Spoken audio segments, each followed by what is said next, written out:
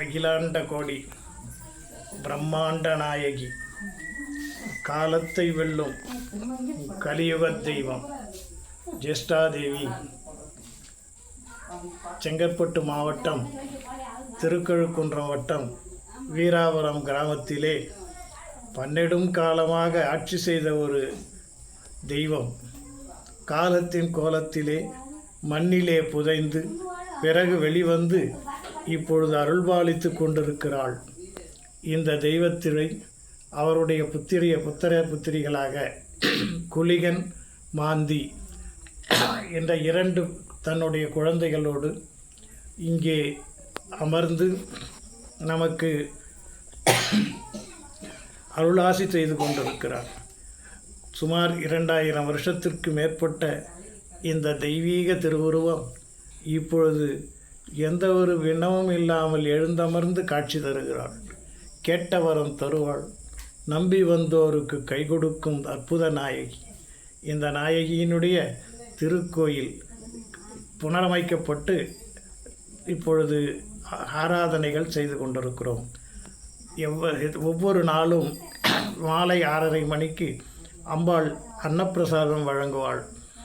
சனிக்கிழமைகளிலும் ஞாயிற்றுக்கிழமைகளிலும் அம்பாள் அலங்காரம் அபிஷேகம் செய்து அலங்கார கோலத்தோடு நமக்கு காட்சி தருவாள்.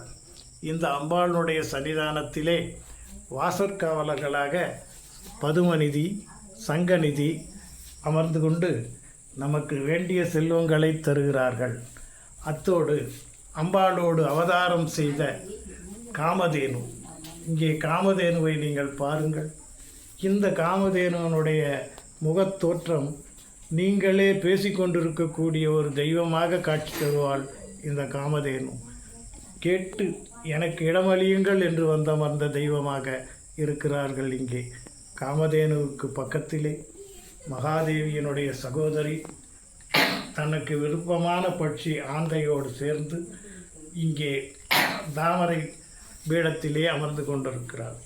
யாதேவி சர்வபூதேஷு மாத்ருரூபேன சம்ஸ்திதா நமஸ்தஸ்தை நமஸ்தஸ்தை என்று வணங்க தெய்வம் அருள்பாலித்து கொண்டே இருக்கும் ஒரு அற்புத திருமேனி. பார்த்தால் பரவசத்தை ஊட்டும் முகத்தோடு குளிர்விருக்கும் இந்த மகாலட்சுமிக்கு தனது இடதுகை பக்கத்திலே ஐராவதமும் நின்று கொண்டிருக்கிறது. இந்த ஐராவதம் இவரோடு ஜேஷ்டாதேவியோடு அவதாரமானவர்கள்.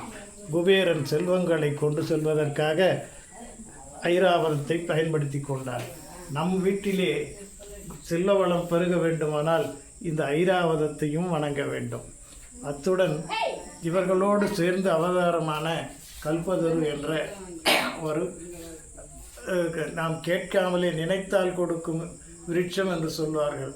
அந்த உருவத்தை இங்கே வைத்திருக்கிறோம். அத்துடன் ஜேஷ்டாதேவியினுடைய வாகனமாக இருக்கக்கூடிய தைதூலம், அந்த தைதூலமும் இங்கே காட்சி தருகிறது. ஜேஷ்டாதேவியோடு கொடியிலே அமர்ந்து கொண்டு வருபவள் காக்கை என்ற ஒரு பட்சி. அந்த காக்கையும் இங்கே இடம்பெற்று நமக்கு காட்சி தருகிறாள். இவர்களோடு பூர்ணா புஷ்கலாம்பா சமேத ஹரிஹரபுத்திர தர்மசாஸ்தாவும் இங்கே காவலுக்கு துடன் இருக்கிறார். கேட்டவரும் தருகின்ற சாஸ்தா அன்னை பார்வைக்கு நேராக இருக்கிற பொழுது நமக்கு ஏது குறை என்று பெருமகிழ்ச்சி அடையும் அளவுக்கு உள்ளம் மகிழ்ச்சி பெறும். அவரோடு மட்டுமல்ல, தண்டகஸ்தி என்று சொல்லக்கூடிய இந்த வராக மாதா இங்கே அமர்ந்து கொண்டிருக்கிறார். ஒரு கையிலே தண்டம், ஒரு கையிலே கலப்பை, நமக்கு குறையெல்லாம் தீர்ப்பேன் என்ற அபயஹஸ்தத்தோடு இங்கே வராகி தேவி அருள்வாளித்து கொண்டிருக்கிறார். வராகி பயணம் செய்வதற்காக சிம்ம வாகனமும் அங்கே நின்று கொண்டிருக்கிறது. அத்துடன் ஜுவாலமுகி என்று சொல்லக்கூடிய பிரித்யங்கரா தேவியும் விரும்பி இங்கே அருள்வாளித்து கொண்டிருக்கிறார். இந்த இடத்திலே இந்த ஜேஷ்ட மாதா கோயிலிலே பிரித்யங்கரா தேவி, சூலினி தேவி என்று சொல்லப்படக்கூடியவர்கள் தானாக எனக்கு ஒரு இடம் வேண்டும் என்று கேட்டு வந்து இந்த உருவத்திலே இங்கே நமக்கு காட்சி தருகிறார்கள். பிரதி நவமியிலே இந்த பிரித்யங்கரா தேவியை வணங்குகிற பொழுது நம்முடைய எல்லா தோஷங்களும் விளங்கும் என்று சொல்லுவார்கள். பில்லி பேய் பிசாசு பீண்டிய சூன்யம் அத்தனையும் பறந்தோடும் அந்த அற்புத சக்தி கொண்ட மாதா பிரித்திங்கராவை வணங்குகின்றோம். பிரித்திங்கராவுக்கு அருகாமையிலே பாலா திரிபுர சுந்தரி சிறுபிள்ளையாக நம்முடைய குழந்தை போல வீட்டிலே வந்து விளையாடி ஆனந்தத்தை அள்ளித்தரக்கூடிய பாலா திரிபுர சுந்தரி அந்த லலிதா பரமேஸ்வரனுடைய ஆரம்பகால சுரூபம். அப்படிப்பட்ட சுரூபம் இங்கே வருபவர்களுக்கு கல்வியும் நினைத்திருக்க வேண்டும், தைரியமும் உடன் இருக்க வேண்டும் என்பதற்காக கையிலே சுவடியுடன் ஓலைச்சுவடியுடன் வா என்னிடம், நான் உனக்கு எல்லா வித்தையும் கற்றுத்தருகிறேன் என்பது போல அபய அஸ்தத்தை காட்டி இங்கே பாலா திரிபுர சுந்தரி அமர்ந்து கொண்டிருக்கிறாள்.